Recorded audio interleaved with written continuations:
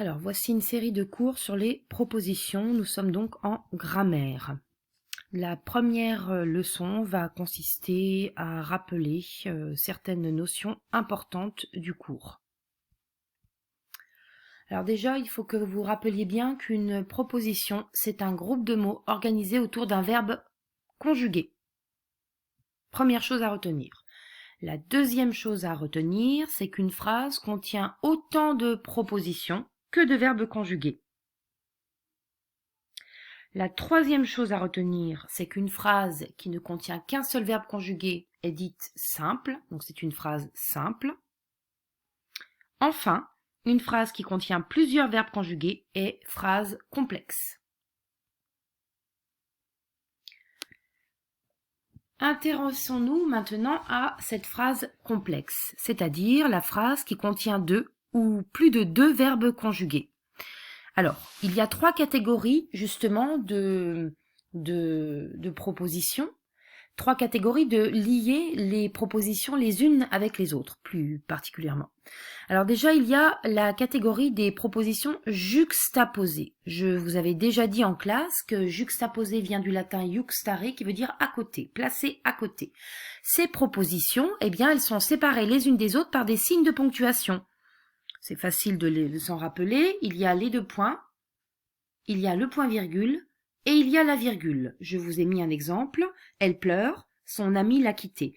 On a bien affaire ici à une phrase complexe composée de deux verbes conjugués et chacune des propositions, elle pleure, première proposition, son ami l'a quittée, deuxième proposition. Donc chacune de ces deux propositions est reliée à l'autre par un point-virgule.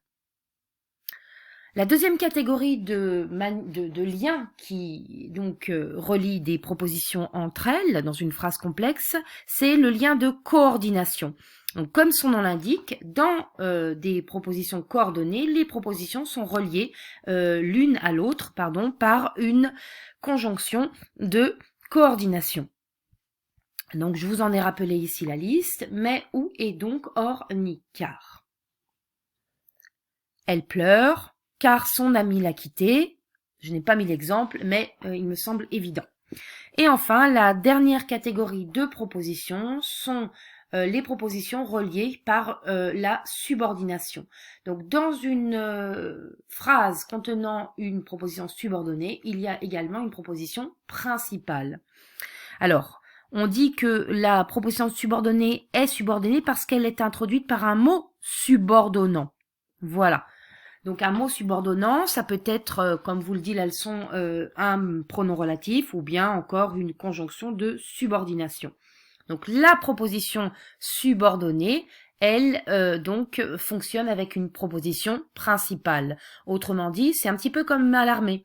La subordonnée ne peut pas justement s'émanciper de la principale. Elle en est dépendante parce que la principale pourrait fonctionner à la rigueur comme une indépendante, comme une phrase donc seule, tandis que la subordonnée, eh bien, elle doit obéir finalement à la proposition principale afin que la phrase soit correcte.